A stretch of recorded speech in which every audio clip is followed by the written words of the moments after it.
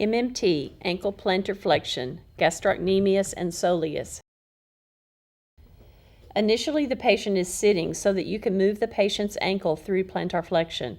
You're not assessing the infield, you're determining how much range the patient is able to move in this direction so that you can appropriately assign a muscle grade. Following this, assist the patient to a standing position. The patient will stand on the test leg with the knee fully extended. If the patient needs support for balance, no more than 2 fingers should be used to balance on a table. Be sure to remove the patient's socks when standing on the floor. You should be able to have a lateral view of the test leg. Since we have already assessed the available range of motion, we are ready to begin with the test. Through a demonstration and in patient-appropriate language, instruct the patient to plantar flex the ankle. As the patient performs the motion, observe for any substitutions. Please note that it is not necessary to have the patient perform the active motion once and then stop if no substitutions are observed on the first attempt. You may ask the patient to continue with the repetitions. Common substitutions include leaning too much on the supporting surface during the test or flexing the knee during the test. After correcting any substitutions, ask the patient to perform the motion as previously. Continue to watch for any substitutions throughout the test. Grade 5, normal.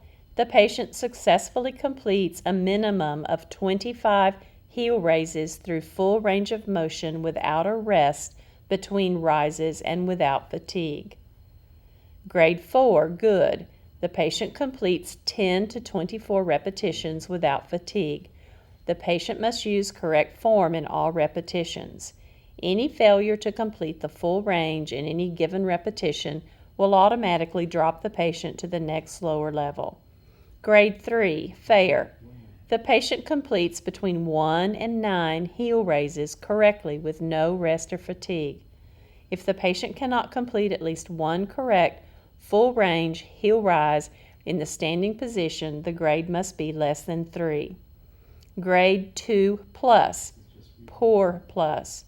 The patient can just clear the heel from the floor but cannot move through the entire range of motion. If none of these conditions are met, we must reposition the patient into a gravity-eliminated position. Assist the patient into the prone position with the feet off the end of the table.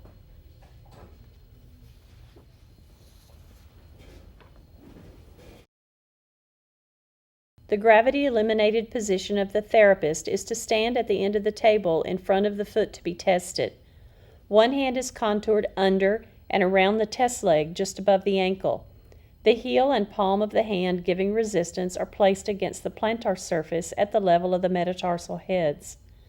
Patient is asked to plantar flex the ankle through the available range of motion.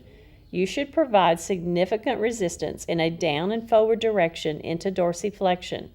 Be aware of the following substitutions: using the flexor hallucis longus and flexor digitorum longus, which will cause some plantar flexion of the forefoot and incomplete movement of the calcaneus. Using the peroneus longus and the peroneus brevis, which pulls the foot into eversion. Using the tibialis posterior, which will move the foot into inversion during plantar flexion. Using the tibialis posterior, peroneus longus and peroneus brevis, which will plantar flex the forefoot instead of the ankle. Grade 2 plus, poor plus. The patient completes plantar flexion through the full range of motion and holds against maximal resistance. Grade 2, poor.